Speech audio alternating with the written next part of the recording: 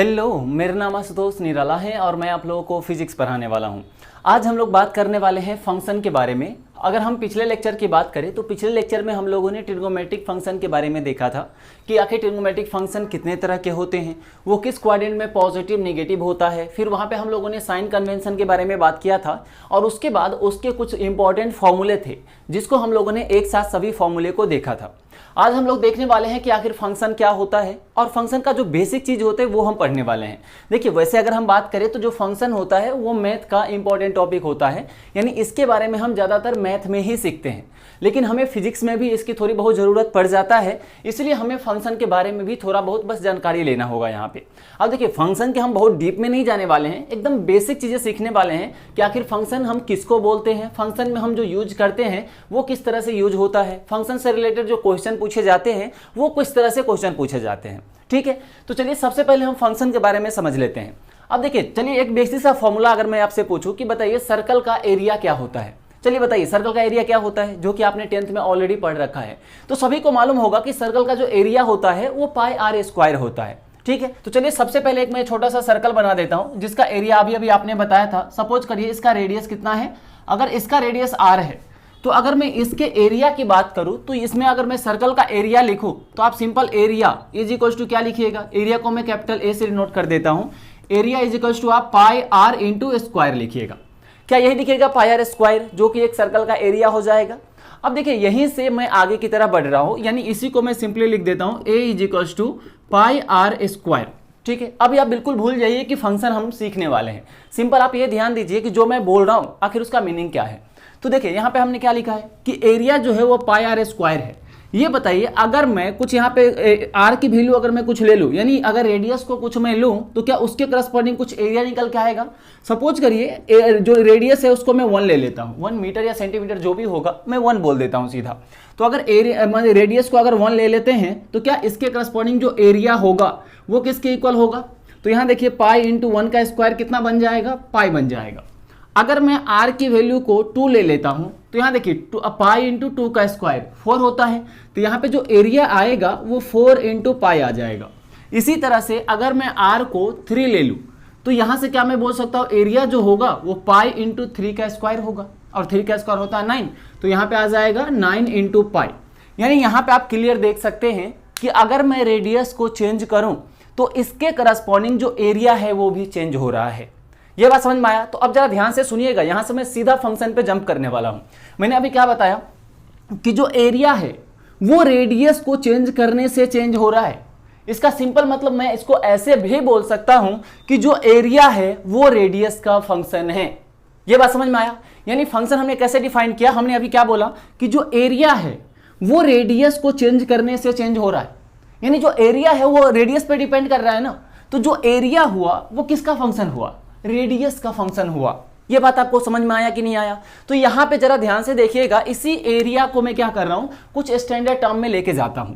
यानी यहां पे एरिया इज इक्वल टू जो अभी लिखा है ऊपर पाई आर स्क्वायर, इसी को मैं क्या कर रहा हूं, यहां जो एरिया है ए, इसको मैं y से रिप्लेस कर रहा हूं और जहां पे r है उसको मैं x से रिप्लेस करता हूं। तो यहां से पाई इंटू एक्स स्क्वायर बन जाएगा। अब जरा ध्यान से देखिएगा, यहाँ पे मैंने y is equal to pi into x square लिखा हुआ है। अब आपके माइंड में आएगा कि हमने इसको y से और इसको x से क्यों रिप्लेस किया। तो इसको मैंने इसलिए रिप्लेस किया क्योंकि आपको याद होगा जब भी हम कोऑर्डिनेट सिस्टम इस तरह से पढ़ते हैं तो इसको x एक्सिस इसको y एक्सिस लेते हैं। तो ज़्यादातर जो हम फंक्शन देखने वाले हैं वो x और y के टर्म में ही देखने वाले हैं। ऐसा नहीं है कि z नहीं हो सकता, z भी आप ले सकते हैं या कोई सा भी वेरिएबल दूसरा ABCD कुछ भी हो सकता है यहाँ पे।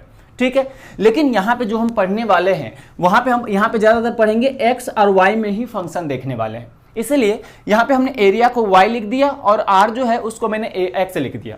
ये बात समझ में आया या नहीं आया। जैसे जरा ध्यान दीजिएगा, आपने 10th में पढ़ा होगा कि अगर मैं x को अगर मैं चेंज करूंगा तो इस x के करस्पॉन्डिंग हर एक x के अलग अलग वैल्यू के लिए y अलग अलग वैल्यू देगा। ये बात समझ में आया। तो उसी तरह यहाँ पे हमने लिखा है कि यहाँ पे area is equal to pi r square था। इसका मतलब अगर मैं r को चेंज कर रहा हूं तो इसके करस्पॉन्डिंग एरिया भी चेंज हो रहा है। इसका मतलब सीधा मैं ये बोल सकता हूं कि यहाँ पे जो एरिया है वो फंक्शन ऑफ r है। यानी यहां से मैं अगर सीधा बोलना चाहूं फंक्शन के टर्म में तो मैं बोल सकता हूं यहाँ पे area is the function of r। ये बात समझ में आया? हमने क्या लिखा, area of the function of r. इसका मतलब ये हुआ कि जो एरिया है जिसको मैंने ए बोला है वो आर का फंक्शन है, यानी आर को चेंज करने से जो एरिया होगा वो चेंज हो जाएगा। क्या ये बात आपको समझ में आया? अब देखिए, इसको समझने के लिए हम थोड़ा सा और कुछ आगे की तरफ बढ़ते हैं, जिसको हम कुछ स्टैंडर्ड टर्म नाम देने वाले हैं। ये बताइए क्लियर कि जो एरिया है वो किसके चेंज होने से चेंज हो रहा है? तो रेडियस के। अब मैं एरिया बार बार नहीं बोल के मैं यहां पे बोल देता हूं कि यहां जो y है, क्या मैं बोल सकता हूं कि y तो तब चेंज होगा ना जब मैं x को चेंज करूंगा। जब तक मैं x को चेंज ही नहीं करूंगा तब तक ये y की कैसे वैल्यू चेंज होगी? क्यों? क्योंकि जो y है वो x पे ही तो डिपेंड कर रहा है। जैसे मैंने अभी यहां देखा था कि r को मैं चेंज करता चला गया, इसके करस्पॉन्डिंग एरिया भी चेंज होता चला गया, यानी जो एरिया है वो r पे डिपेंड कर रहा है। तो वही सिमिलरली बोल सकता हूं कि जो y है वो x पे डिपेंड कर रहा है। तो क्योंकि जब मैं x को चेंज करूंगा तो इसके करस्पॉन्डिंग y भी मुझे कुछ अलग मिल जाएगा, यानी y भी चेंज हो जाएगा। क्या ये बात समझ में आया? यानी y जो है वो किस पे डिपेंड कर रहा है? x पे। तो इसी को हम बोलेंगे कि y जो होता है वो डिपेंडेंट वेरिएबल होता है। क्यों हमने डिपेंडेंट वेरिएबल बोला? क्योंकि ये y जो है वो डिपेंड कर रहा है किस पे? x पे। और डिपेंडेंट के साथ साथ हमने वेरिएबल भी लगाया है।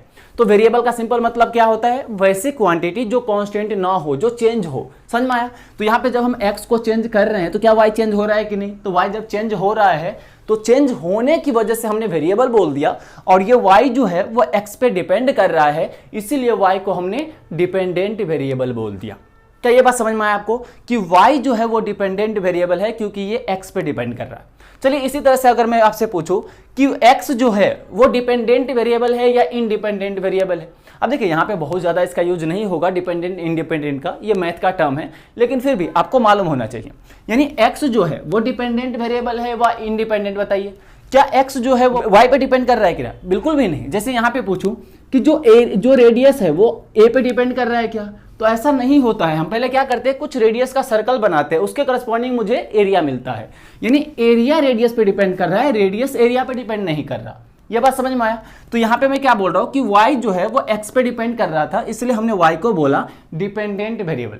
उसी तरह से हम यहाँ पे बोल सकता हूँ कि जो x है वो x को मैं पुट कर रहा हूँ। मैंने जैसे कि r को 1 लिखा, r को 2 लिखा, 3 लिखा, ये कौन लिख रहा है? x अपने करस्पॉन्डिंग वैल्यू रखा रही है ना, यानी x को कोई थोड़ी पुट कर रहा है, x का खुद ही वैल्यू कुछ भी हो सकता है वो, यानी x की वैल्यू कुछ भी हो सकता है, यानी ये जो है वो y पे डिपेंड नहीं कर रहा, इसलिए हम x को बोलेंगे इंडिपेंडेंट वेरिएबल, जबकि y जो है वो डिपेंडेंट वेरिएबल है। क्या ये बात समझ में आया? यानी यहाँ पे मैं सिंपली बोल सकता हूँ इसी वाले चीज को कि y जो है वो फंक्शन ऑफ x है। जरा ध्यान से समझिएगा, ये रहा फंक्शन जो हमने स्टार्टिंग में स्टार्ट किया था।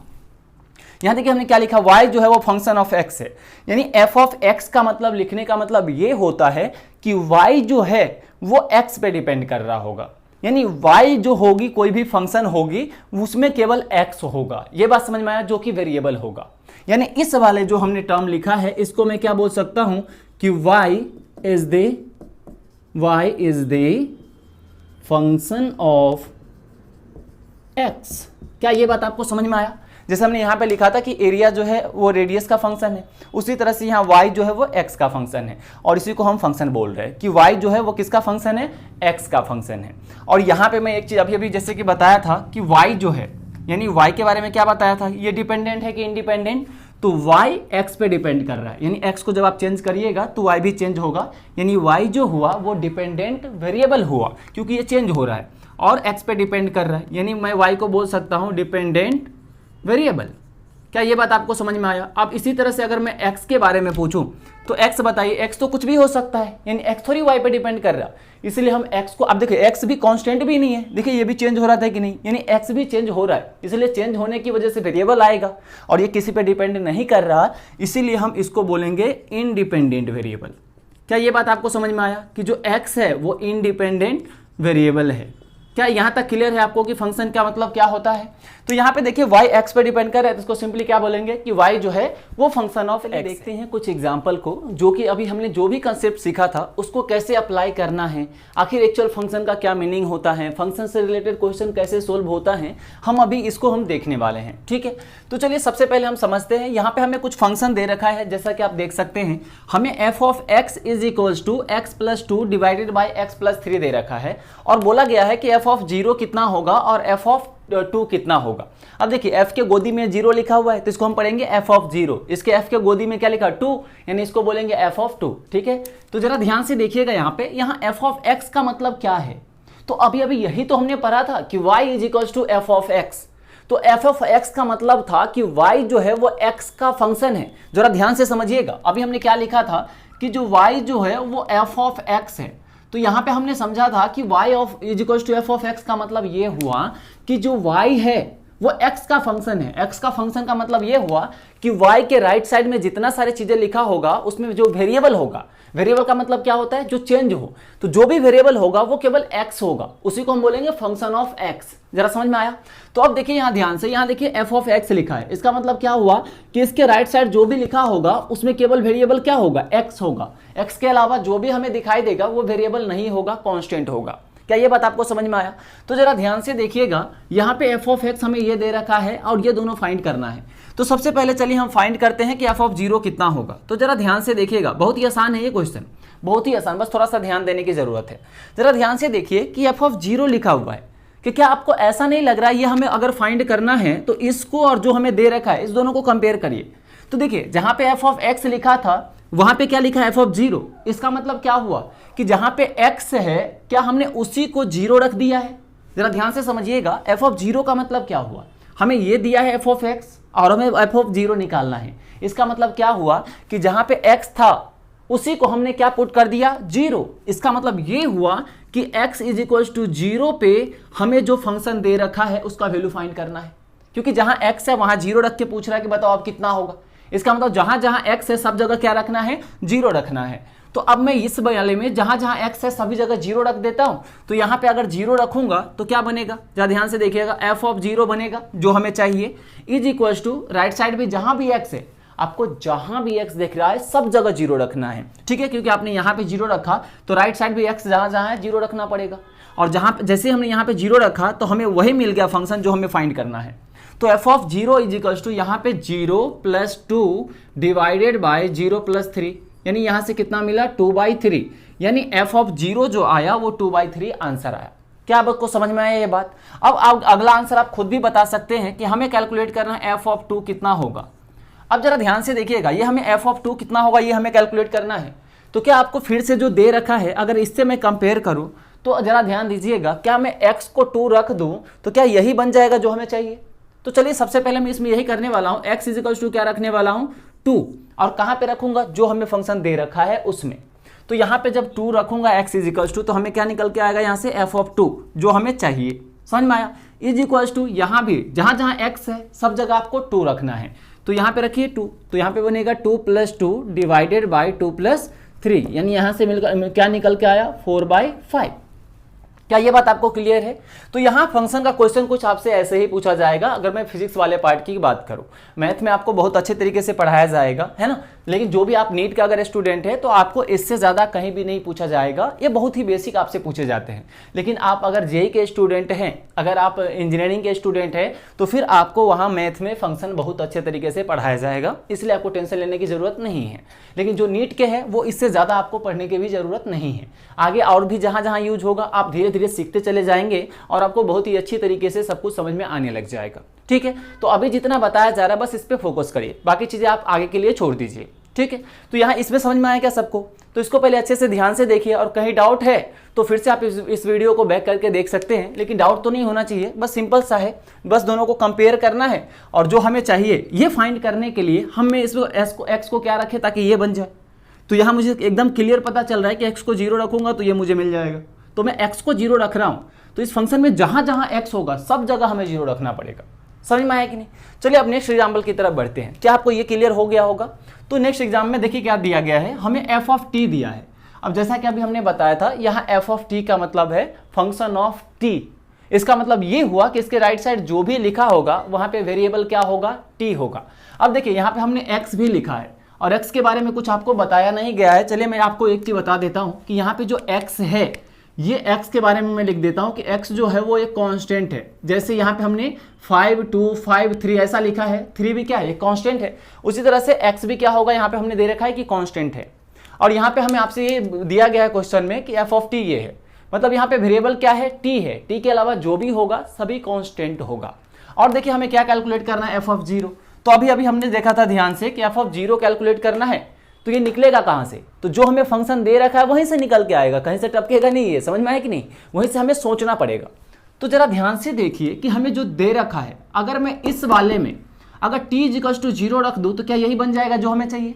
तो चलिए मैं इसमें क्या कर रहा हूँ, t इक्वल्स टू 0 पुट कर देता हूँ। ध्यान से देखिएगा, तो अगर मैं t इक्वल्स टू यहाँ इस वाले फंक्शन में 0 रखूंगा तो यहाँ पे क्या बनेगा, f ऑफ 0। क्या हमें यही चाहिए था, बिल्कुल चाहिए था, और ये मुझे मिल चुका है। तो यहाँ जरा ध्यान दीजिए, हमें t को 0 रखा तो ये मिला। अब जहां जहां t है सब जगह क्या रखना है, 0, और x क्या है, कांस्टेंट है। आप इसको x को ये मत समझ लीजिएगा अच्छा x है ये तो वेरिएबल है, ऐसा बिल्कुल भी नहीं है। x है तो ऐसा कोई जरूरी नहीं है हर बार वेरिएबल होगा। अगर बोला गया है कि x कांस्टेंट है मतलब कांस्टेंट है। समझ में आया कि नहीं, जैसे लेमडा हम कभी कभी लिख देते हैं और लेमडा को बोल देते हैं कांस्टेंट, तो वो वेरिएबल नहीं होता। उसी तरह हम x को यहाँ पे x भले ही लिखा है आपको कंफ्यूज करने के लिए, लेकिन x क्या है, एक कांस्टेंट है। केवल वेरिएबल क्या है यहाँ पे, t। तो जरा ध्यान दीजिए, f ऑफ t की जगह क्या रखना है, 0। तो राइट साइड भी जहां जहां आपको t दिख रहा है सब जगह आपको क्या करना है, 0 रख देना है। तो यहाँ पे 0 रखेंगे तो 5 ऑफ 0 का क्यूब माइनस 2 इंटू ई के पावर 0 का स्क्वायर, ये बात समझ में आया, प्लस 5 इंटू, अब देखिए x यहाँ पे वेरिएबल तो है नहीं, x कांस्टेंट है तो एज इट इज रहेगा, माइनस 3। केवल वहीं पे 0 आएगा जहां t होगा, क्योंकि हमने t को 0 रखा है। क्लियर है यहाँ तक। अब इसको जरा सोल्व कीजिए, आराम से कर सकते हैं। 5 इंटू 0 का स्क्वायर ये तो 0 हो जाएगा, फिर माइनस 2 इंटू ई के पावर 0 का स्क्वायर 0 बनेगा, और ई के पावर 0 यानी किसी भी नंबर के पावर 0 क्या होता है, 1 होता है ना। अब 0 तो नहीं लग रहा था आपको, लगना भी नहीं चाहिए। 2 इंटू ई के पावर 0 मतलब 1, ई के किसी, देखिए चलो मैं लिख देता हूँ, कोई भी नंबर जिसको मैं के बोल रहा हूँ इसके पावर 0 जो होता है ये 1 होता है। तो यहाँ पे 1 प्लस 5x माइनस 3।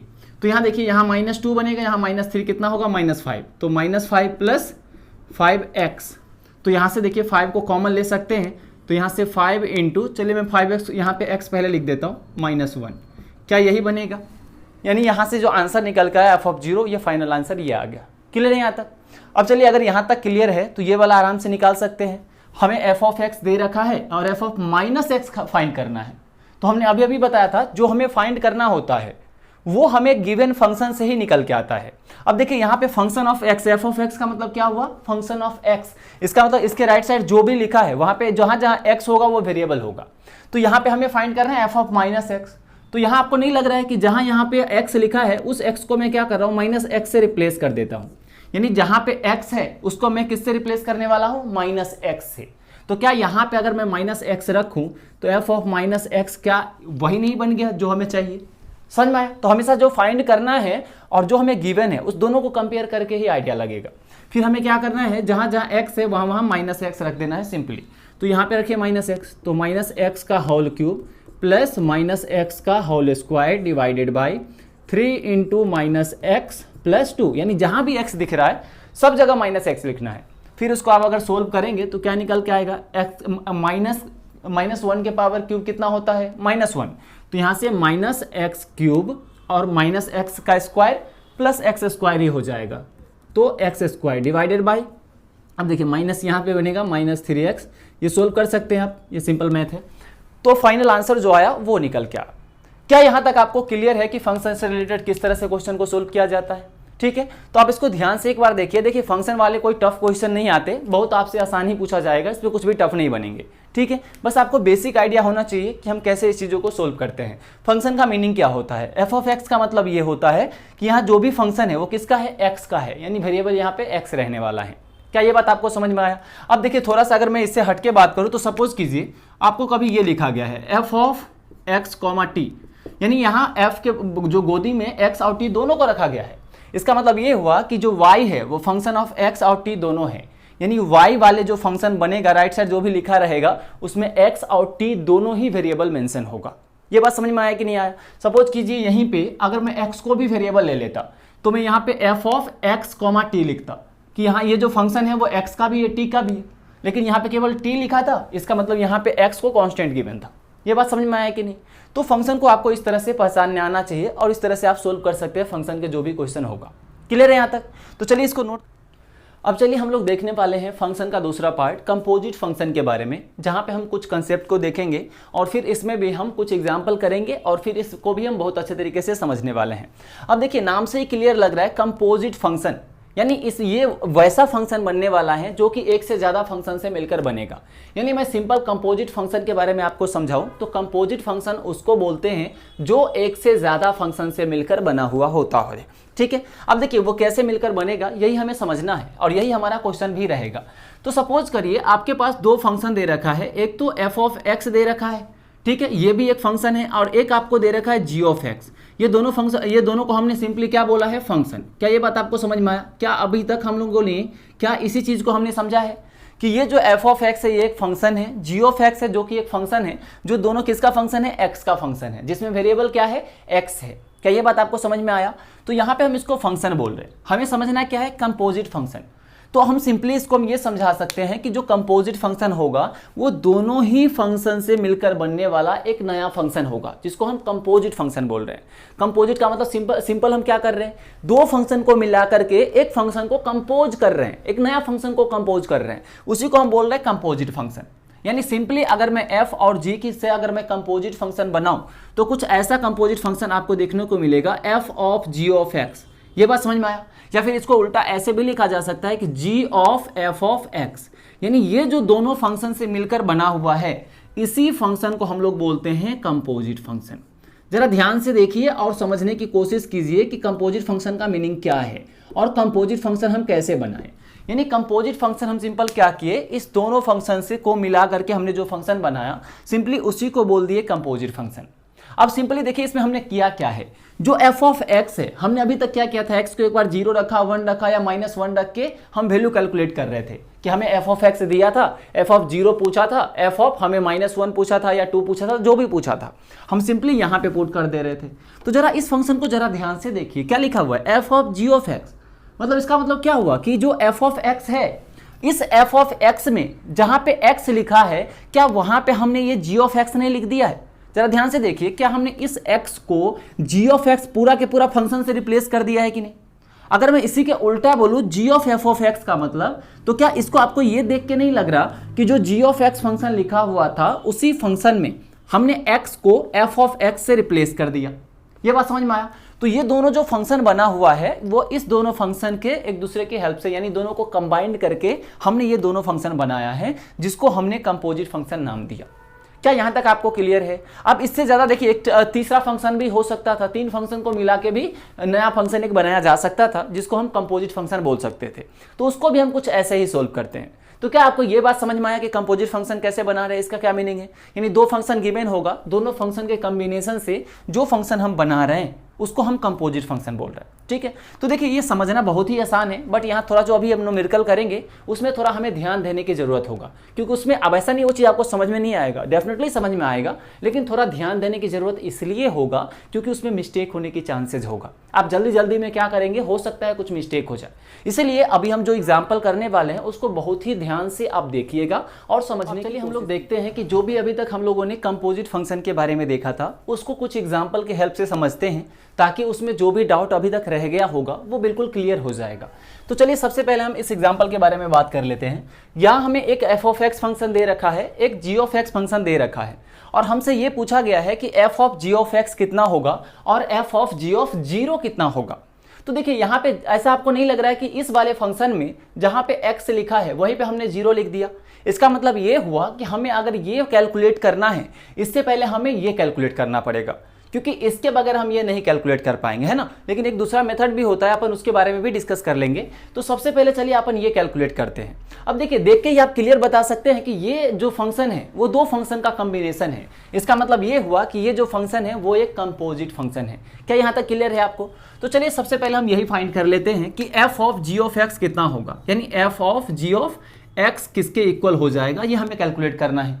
तो जरा ध्यान से देखिए और यहाँ थोड़ा समझने की जरूरत है, जैसा कि मैंने पहले भी बात किया था कि देखिए यहाँ क्या लिखा हुआ है, f of g of x। जरा इस वाले फंक्शन को जरा ध्यान से देखिए जो लिखा हुआ है, यानी इसको मैं सिंपली ये बोल सकता हूँ कि f के गोदी में क्या लिखा हुआ है, g ऑफ x। क्या ये बात समझ में आया? यहाँ बताइए जो हमें फंक्शन दे रखा था वहां पे f के गोदी में क्या था, x, और यहाँ f के गोदी में क्या है, g ऑफ x। तो क्या आपको ये देख करके और ये देख के ये नहीं लग रहा है, जैसा कि अभी कुछ देर पहले लगा था, कि इस f ऑफ x में जहां पे x लिखा हुआ है वहां पे हमें क्या लिखना चाहिए, g ऑफ x। क्या ये बात आपको समझ में आया कि इस f ऑफ x वाले फंक्शन में जहां पे x लिखा है, अगर मैं उस x को अगर मैं g ऑफ x लिख दूं तो यही बन जाएगा जो हमें चाहिए। क्या क्लियर है यहाँ तक? यानी मैं सिंपली यहाँ पे क्या करने वाला हूँ, ये हमें कैलकुलेट करना है, और यहाँ पे मैं क्या करने वाला हूँ इस वाले फंक्शन में कि जो x है उसको मैं g ऑफ x से रिप्लेस करने वाला हूँ, और g ऑफ x को मैं शॉर्टकट में यहाँ पे g बोलने वाला हूँ ताकि लिखने में थोड़ा आसानी होगा।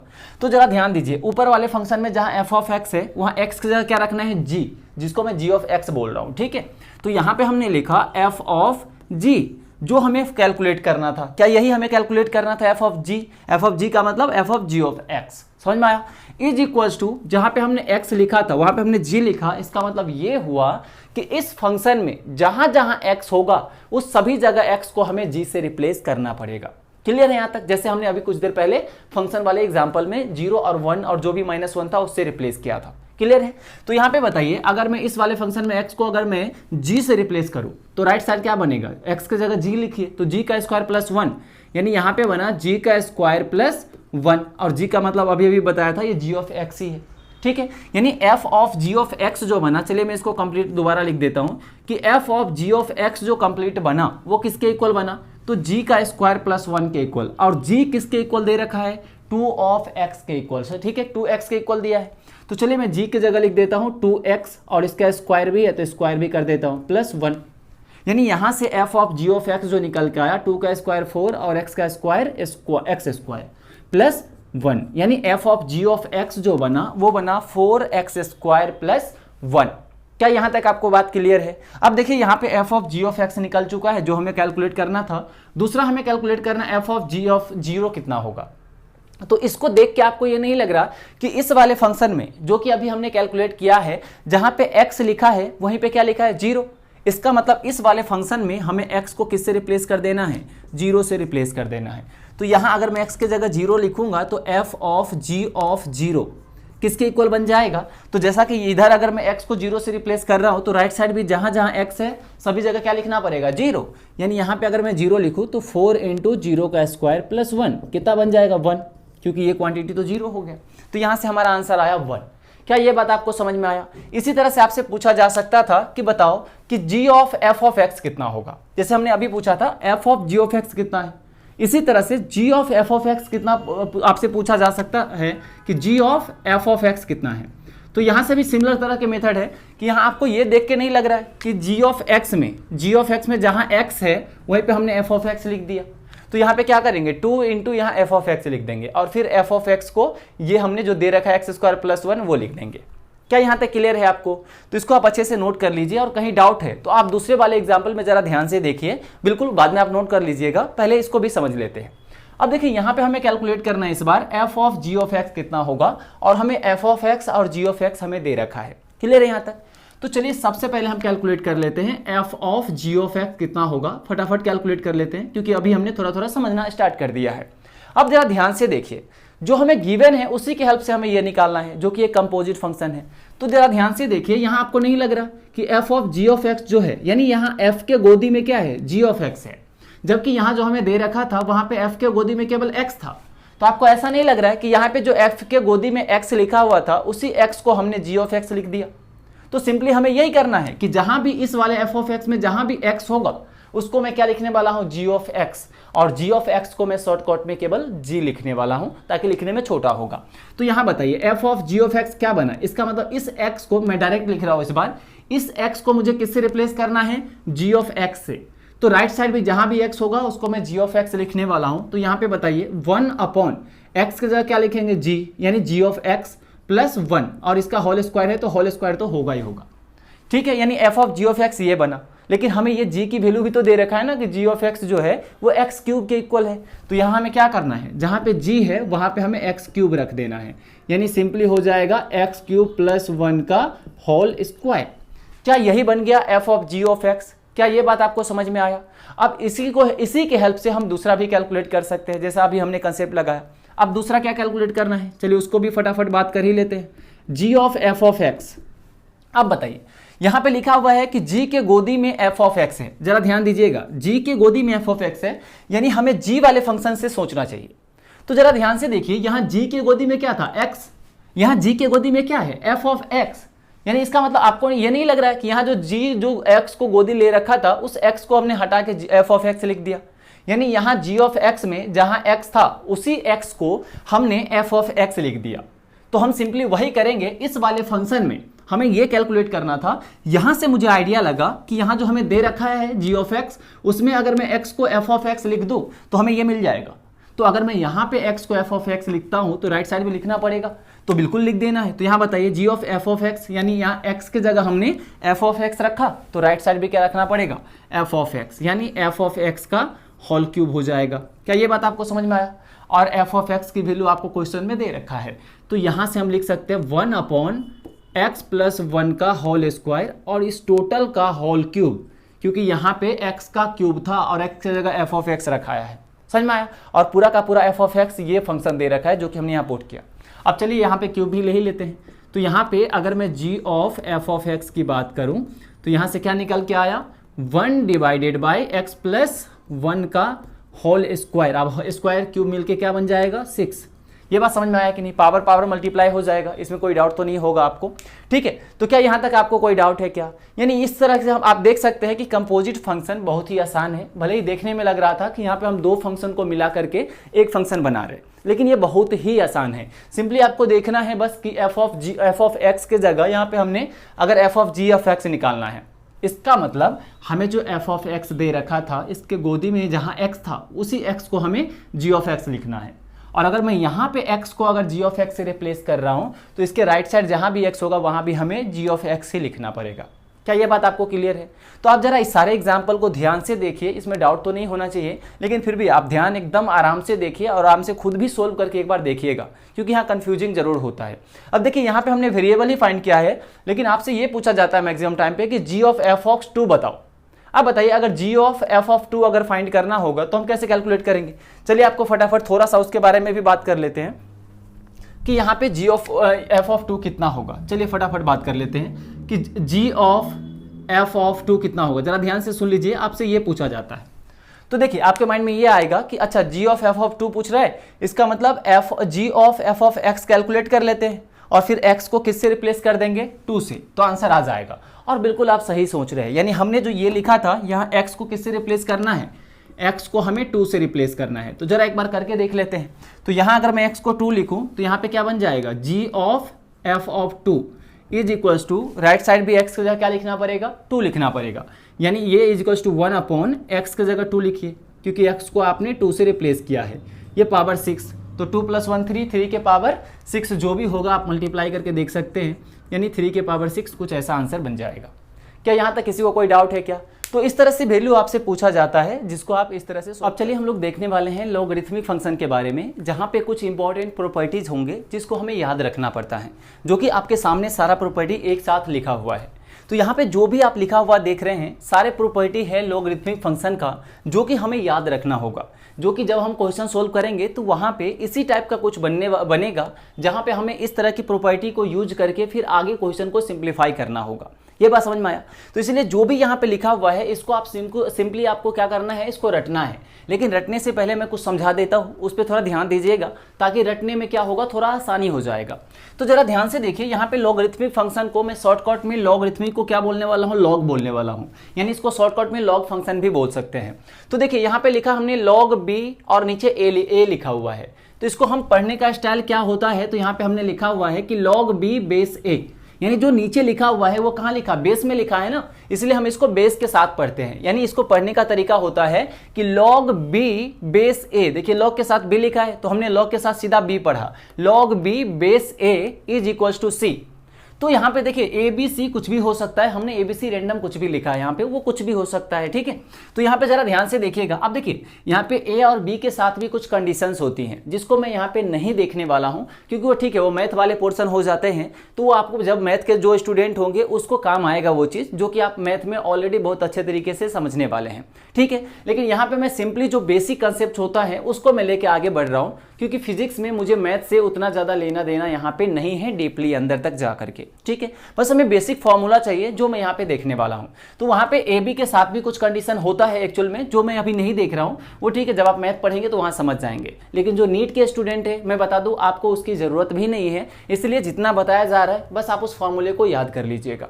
तो यहाँ पे जो लिखा हमने log b base a is equal to C, तो इसको मैं अगर सिंपली लिखना चाहूँ तो यहाँ पे मैं b जो ऊपर लिखा है ना b, ये b इज इक्वल टू जो बेस में होता है उसको आप इस तरफ ले जाइए और जो इस तरफ उसको पावर कर दीजिए a के।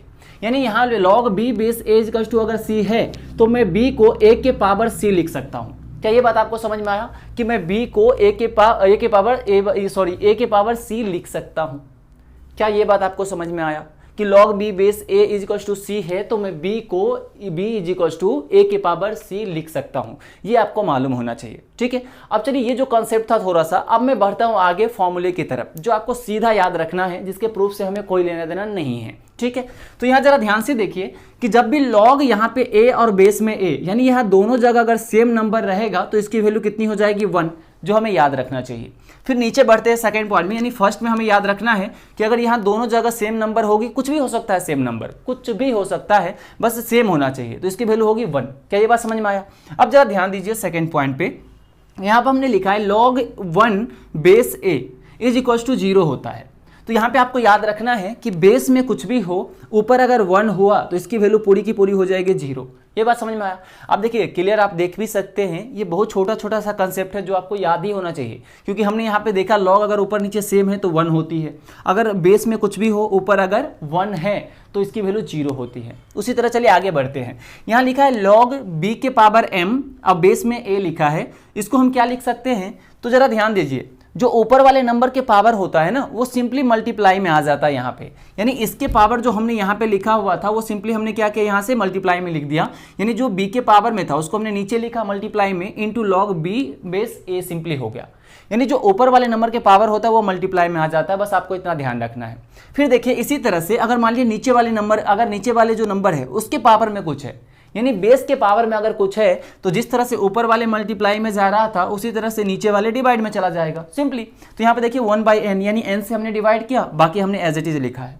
समझ में आया? यानी अगर ऊपर वाले के नंबर में पावर है तो वो मल्टीप्लाई में चला जाएगा, अगर बेस में कुछ पावर है तो वो सीधा किस में चला जाएगा? डिवाइड में चला जाएगा, जो कि आप यहाँ देख सकते हैं। क्लियर है? तो यहाँ पे हमने इस दोनों तीनों चारों को समझा है। अब चलिए आगे बढ़ते हैं फिफ्थ वाले पॉइंट पे।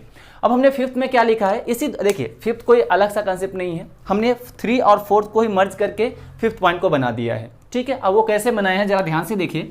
यहाँ पे हमने क्या लिखा, log b के पावर m डिवाइड ये बेस के पावर n, इसको हम क्या लिख सकते हैं? तो अभी देखिए इस दोनों ही कंसेप्ट को आप एक साथ यूज करिए कि जो ऊपर वाले के पावर होगा वो मल्टीप्लाई में चला जाएगा और जो नीचे वाले नंबर के पावर में रहेगा वो नीचे ही डिवाइड में चला जाएगा। तो यहाँ पे देखिए m जो कि ऊपर था मल्टीप्लाई में आ गया, जो नीचे वाले नंबर के पावर था, बेस के पावर था, वो डिवाइड में आ गया, यानी m/n, बाकी एज इट इज रह गया log b बेस a। क्या ये बात समझ में आया आपको? तो ये भी आपको क्या करना है, बस याद रखना है थोड़ा सा समझ करके। अगर ये दोनों याद है फिर उसको याद करने की जरूरत नहीं है, बस हमने इसको समझने के लिए लिखा है, ठीक है। अब चलिए 6 नंबर पे देखते हैं जो कि इंपॉर्टेंट भी है कि अगर log xy है, यानी यहाँ पे 2 नंबर कोई सा भी लिखा हो, अगर मल्टीप्लाई में हो तो उसको आप सिंपली किसमें सम करके ऐड कर सकते हैं अलग अलग करके। यहाँ देखिए log xy बेस a लिखा है, तो यहाँ पे हमने क्या लिखा, log x base a plus log y base a। Base change नहीं होगा, बस ऊपर वाले जो मल्टीप्लाई में था उसको सम में आप कर सकते हैं, ठीक है।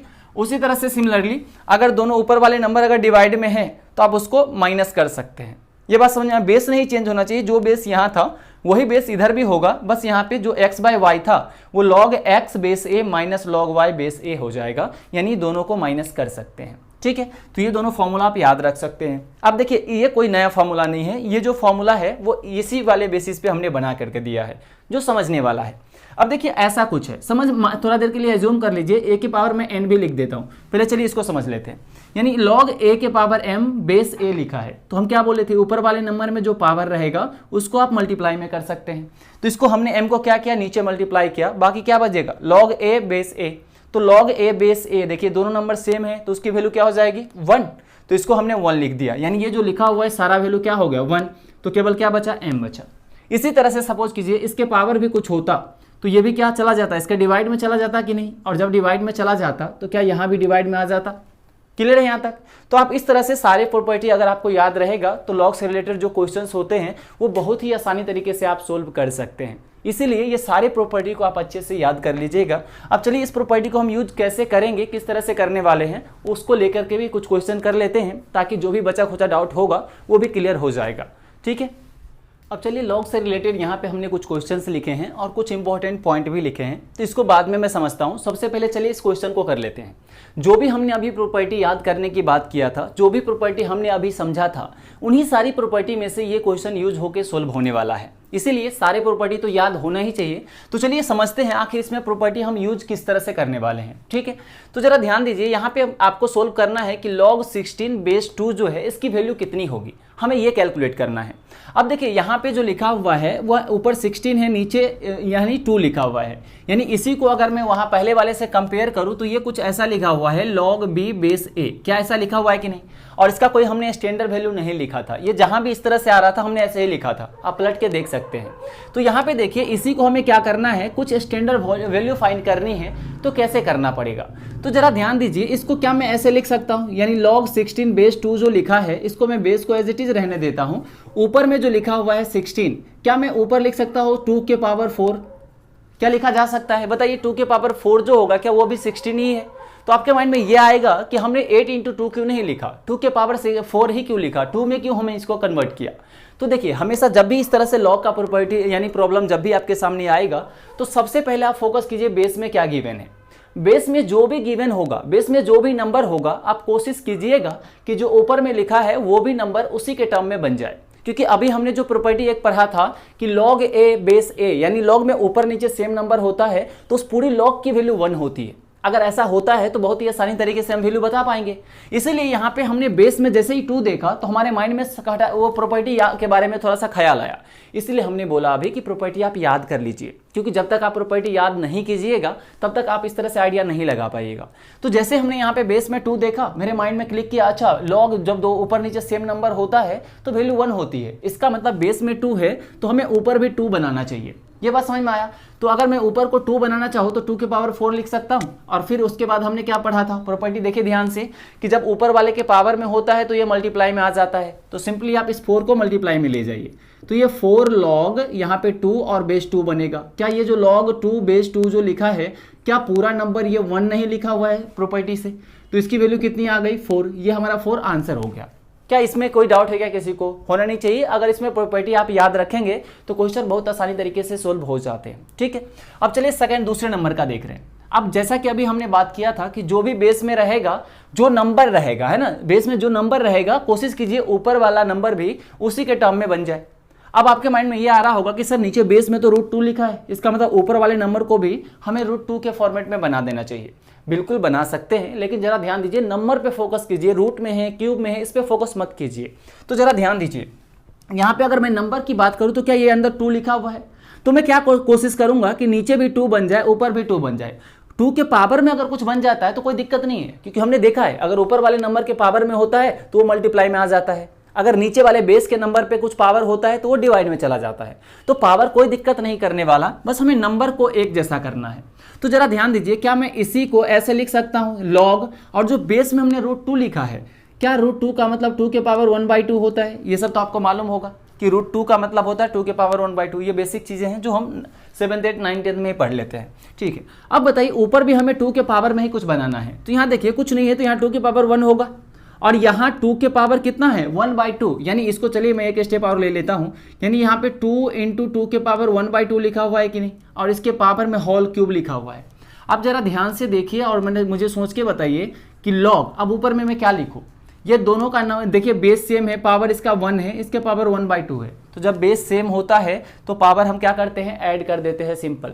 तो देखिए 2 के पावर 1 + 1/2 यानी 3/2 बनेगा, ऊपर बना 2 के पावर 3/2 और इसके होल के पावर बना 3, जो कि हमें क्वेश्चन में ऑलरेडी दे रखा था। यहाँ बेस में कितना बना 2 के पावर 1/2। क्या यहाँ तक तो कोई डाउट नहीं होना चाहिए। अब चलिए इसको आगे सोल्व कर लेते हैं। तो इसको आगे जब सोल्व करेंगे तो क्या बनेगा, यहाँ से सोच के बताइए। ये पावर क्या होता है, मल्टीप्लाई। तो यहाँ 2 के पावर क्या बना, चलिए जल्दी बताइए भाई, इसमें सोचने का ज़्यादा टाइम नहीं लेना चाहिए। तो 2 के पावर बना 9/2, 2 के पावर 9/2 और नीचे 2 के पावर 1/2। क्या हम इसको स्टैंडर्ड वैल्यू लिख सकते हैं कि यहाँ जो ऊपर पावर है उसको मैं मल्टीप्लाई में लिख सकता हूँ टोटल 9/2 को, यहाँ बेस पे जो पावर है 1/2 उसको मैं डिवाइड में लिख सकता हूँ। तो यहाँ पे जो बना वो 9/2 डिवाइडेड बाई 1/2 बना। क्या यहाँ तक आपको क्लियर है? बिल्कुल।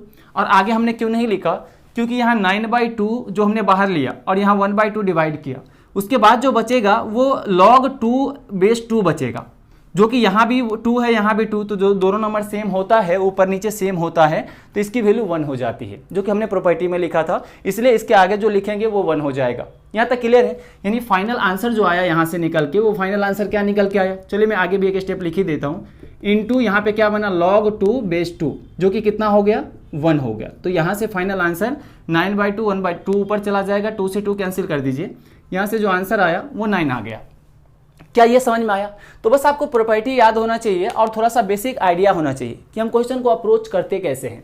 सबसे पहले आप बेस में देखिए, बेस में जो भी नंबर है, पावर कुछ भी हो सकता है, नंबर जैसा जो बेस में नंबर है कोशिश कीजिए ऊपर भी वैसे ही नंबर बन जाए, जो कि जैसे बेस में है वैसे अगर ऊपर भी बन गया तो उसकी वैल्यू 1 हो जाएगी, जो कि हमने प्रॉपर्टी में पढ़ा था।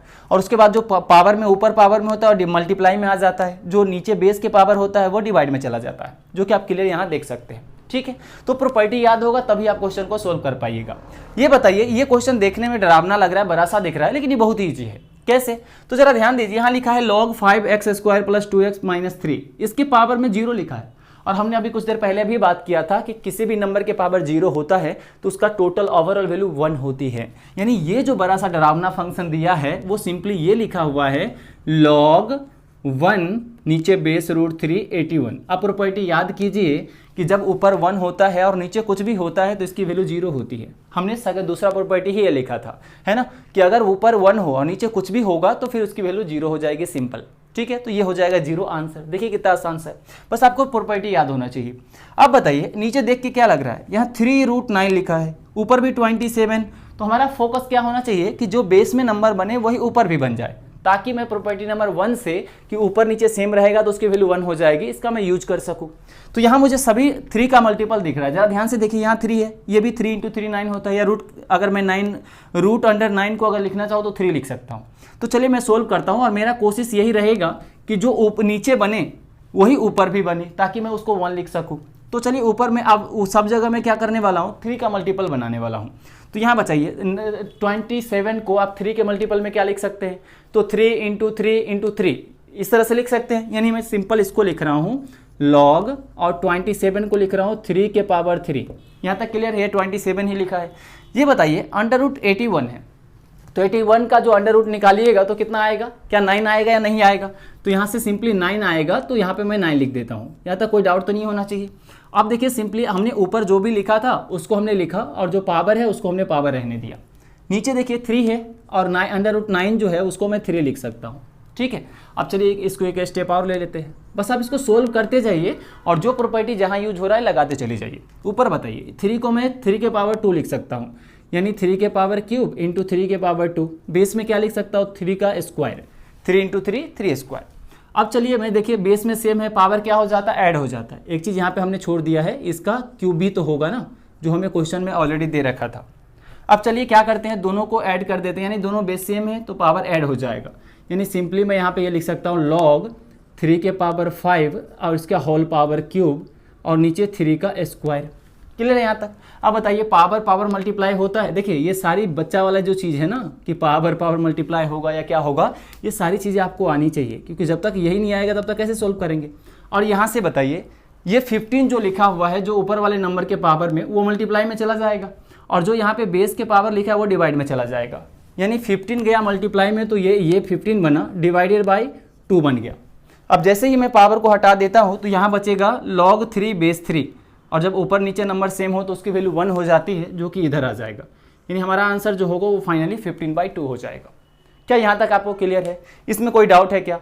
देखिए यहाँ पे थोड़ा सा लेंदी कैलकुलेशन हो सकता है, लेकिन बहुत ज़्यादा टफ होगा ऐसा बिल्कुल भी नहीं होगा। बस आपको प्रॉपर्टी याद होना चाहिए। जब तक प्रॉपर्टी याद नहीं होगा तब तक थोड़ा सोल्व करने में प्रॉब्लम आएगी। इसलिए सबसे पहले आप हर एक प्रॉपर्टी को अच्छे से समझ के याद कर लीजिए, ठीक है। अब अगर इतना आपको समझ में आ गया होगा तो चलिए मैं यहाँ पे कुछ पॉइंट लिखे हैं, 2 पॉइंट जिसको हमें समझना है, जिसका मैं आगे यूज करने वाला हूँ। तो जरा ध्यान से देखिए, पहला हमने क्या लिखा है कि सिंपली अगर log x लिखा है, बेस में यहाँ देखिए हमने कुछ भी नहीं दिया, जबकि यहाँ पे सब जगह हमने बेस में भी कुछ ना कुछ लिखा था, ठीक है। तो यहाँ अगर बेस में कुछ नहीं होता है तो हम अपने आप उसको एज्यूम कर सकते हैं 10 लिखा है, यानी log x को मैं log x बेस 10 बोल सकता हूँ। समझ में आया कि नहीं, ये आपको पता होना चाहिए। उसी तरह से अगर log में e है, ये वही e है जिसका वैल्यू 2.71 समथिंग होता है, ठीक है। यानी log x बेस e, अगर बेस में e हुआ तो ये जो आपको लिखा हुआ दिख रहा होगा, यानी ये जो लिखा हुआ दिख रहा है इसको हम ln बोल देते हैं, ठीक है। तो ln का मतलब होता है कि बेस में e होगा। log के बेस में e जब होता है तो उसी log को हम ln बोल देते हैं, यानी log x बेस e को ln x सिंपल बोल सकते हैं। यानी ln x अगर लिखा हुआ इसका मतलब ये हुआ कि log x बेस में e होगा। क्या ये बात क्लियर है यहाँ तक? तो बस आपको आपके इन्फॉर्मेशन के लिए ये दोनों पॉइंट था। बाकी जो कंसेप्ट था वो ये था जो कि आपको फॉर्मूले के साथ अच्छे से समझ लेना चाहिए, ठीक है। तो आप इसको अच्छे से एक बार अपने खुद से एक बार अच्छे से लगा लीजिएगा, ताकि अभी तक जो भी हमने कंसेप्ट सीखा है उसका आपका अच्छे से रिवीजन हो जाए, ठीक है। बाकी हम लोग इसके आगे हम नेक्स्ट क्लास में डिफरेंशिएशन स्टार्ट करने वाले हैं, जहां से हम कह सकते हैं कि जो हम 11th में पढ़ेंगे, जो मेनली 11th में सीखने वाले हैं, वो हम डिफरेंशिएशन से स्टार्ट कर देने वाले हैं। क्योंकि अभी तक हम एकदम बेसिक बातें कर रहे थे जो कि हमने 10th लेवल तक ऑलरेडी पढ़ चुके हैं, ठीक है। तो नेक्स्ट क्लास तक कुछ ज़्यादा ही इंपॉर्टेंट होने वाला है, जो कि डिफरेंशिएशन, उसके बाद इंटीग्रेशन सीखेंगे, जो कि पूरा 11th 12th भर भर के यूज होता है, हर एक टॉपिक में यूज होता है, ठीक है। तो उसको हम बहुत ही बेहतरीन तरीके से बहुत सारे ढेर सारे एग्जाम्पल के साथ सीखने वाले हैं। तो उससे पहले आप ये सारी प्रॉपर्टी और सारे एग्जाम्पल जो हमने करवाए हैं उसको अच्छे से आप समझ लीजिए, ताकि आने वाले टॉपिक में कभी भी कोई भी प्रॉब्लम आपका नहीं होगा। क्या यहाँ तक क्लियर है सबको? तो अच्छे से आप इसको नोट करिए और अच्छे से एक बार पढ़ लीजिए। तब तक हम मिलते हैं नेक्स्ट वीडियो में, तब तक के लिए जय हिंद।